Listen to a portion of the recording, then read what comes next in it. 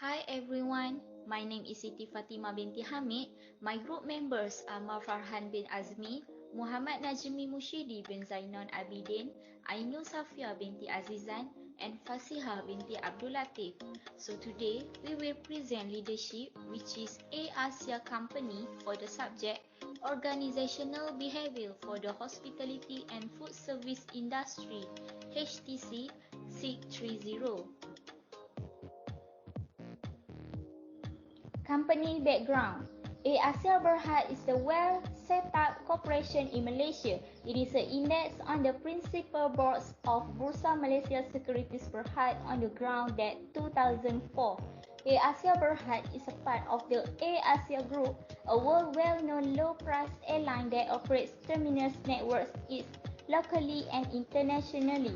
ASEAN first low-price airfares in Asia and is now presently the biggest low-fare, no-frill airline in Asia. It is likewise one in every of the biggest airways in all of Asia in prices of passenger care. ASEAN Organizational Philosophy. Organizational philosophy is broken up into two parts, that is the organization, vision, and mission statement. For the ASEAN Berhad, they are used the philosophy that tell us now everyone can fly. This philosophy of low fares is the great towards making flying affordable for everyone. This truly explains that ASEAN Berhad target to make tour easy, handy, and loud for its guests.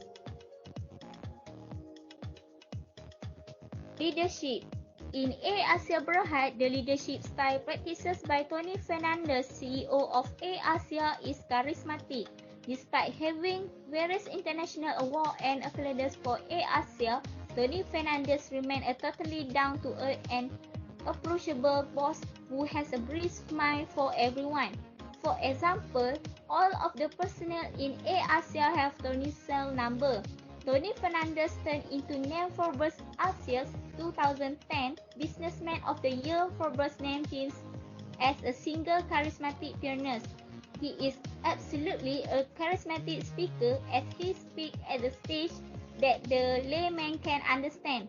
In fact, from his dressing, a conventional cap and everyday shirt, he does now no longer take himself too seriously, no matter being the CEO of a multi-billion airline carrier. One of the leadership traits Tony Fernandez have adopted is walk the talk. This approach that he attempts her best to mix around with his employee while he has worked on the ground or in the cabin crew. This has made him to learn a lot from working on the airline himself. He makes businesses decisions based on his personal experience, observation, and remarks from his crew. Hi everyone, my name is Muhammad Najmi and bin Abidin, and I will talk to you about the next type of leadership that Tony Fernandez practiced in Asia. First of all, he is approachable and accessible. The staff can get access to him in any moment. There is no bureaucracy involved in his office, and all employees are free to access his office if there is anything important to be discussed and needed an urgent solution. The work culture in Asia introduced by Tony Fernandez has made a big impact on the growth of the organization, as the employees were very happy to move forward in the same direction. The next one is technology and innovative leadership.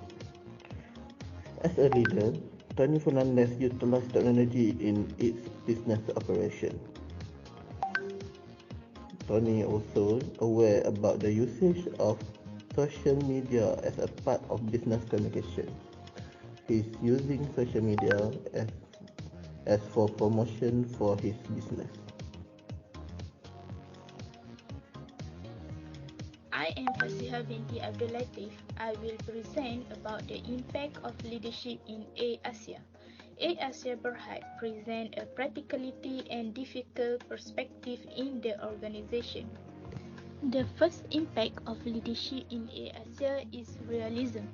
Realism is the structure of allowing and limiting rules and resources that help frame the roles of workers in operation of an organization. In ASEAN Berhad, in effort to cultivate and affirm job enrichment within the responsibilities of the employees, a degree of power is given to them to improve the relation of their employees. Nevertheless, this power is restricted to how and when it is permitted to be used. It is believed that leaders in this organization are alert that this behavior encourages trust, flexibility, and creativity, enabling employees to integrate the company's value. An interaction exists between the employees and the organization structure. This will result to less autocratic style with more people-oriented leadership style. In ASEAN Berhad, Tony Fernandez has set best examples of the culture and values in order for his employees to adopt the same values. The charismatic leadership style of influencing employees, the value and culture of change, culture of repeat response, culture of being honest and straightforward, clarity of communication, and teamwork indirectly result in its goal of delivering customer satisfaction as a reflection of its leadership. Hello everyone, my name is Ammar Farhan bin Azme. Now I will present to you about strategies used by AirAsia company which is low cost leadership. Firstly, high aircraft utilization. AirAsia flying as much as possible. The first flight begins in the early morning and the latest flight in the late night. The AirAsia turnaround time is 25 minutes compared with 1 hour for full service carrier. Second, no freeze. No free food and beverage on board. Passengers can buy food and beverage on board at an affordable price. There is no assigned seating. All seating is free, except passengers willing to pay more for seat selection. Ticketless, less complicated for the operational and customers. No refund. Airline costs much money when passenger no show for flight due to refund and reschedule. Lastly, no loyalty program.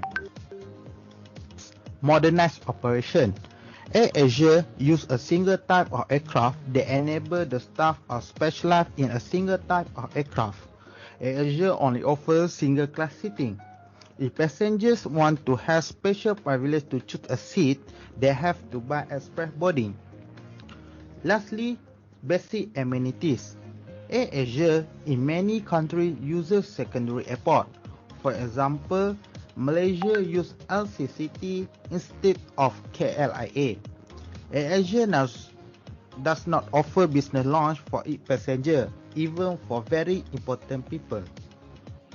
In conclusion, AirAsia Berhad has been one of the most successful and faster growing airline companies in Asia with more than 10 shipping centers around Asia. AirAsia's best strategy as the low-cost airlines provider is the biggest factor which contributing to its success. As the result of the AirAsia success, low-cost strategy, other airlines companies start to follow its step in providing the low cost and low fare with best and high quality airline service to satisfy the demand of the customers. In this high living cost era of economy, customers strive to cut their expenses and demand for low cost products and services.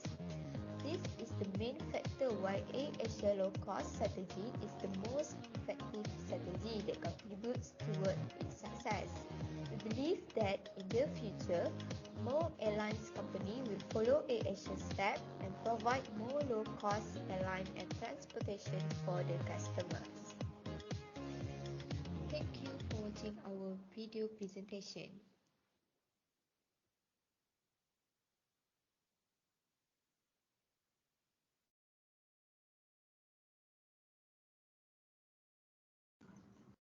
Okay, thank you for the presentation. Two questions, please, from the class.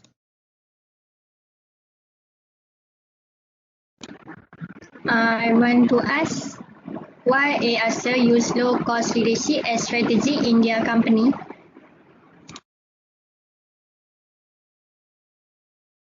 Okay, cost leadership is a mechanism of establishing a competitive advantage by having the lower cost of operation in the industry. This strategy is beneficial in a market where the price is an important factor.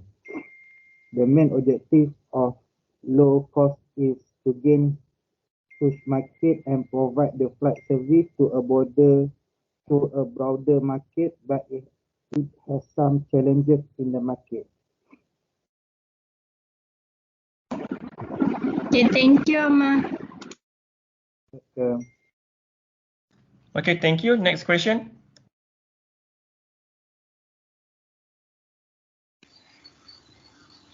Okay, I want to ask, what did ASEAN do to enhance their visibility? Okay, I will answer that question. First of all, they create a globally recognized ASEAN brand. They also try to attain the lowest cost so that everyone can fly. They also maintain the highest quality product by embracing technology to reduce cost and enhance their service level.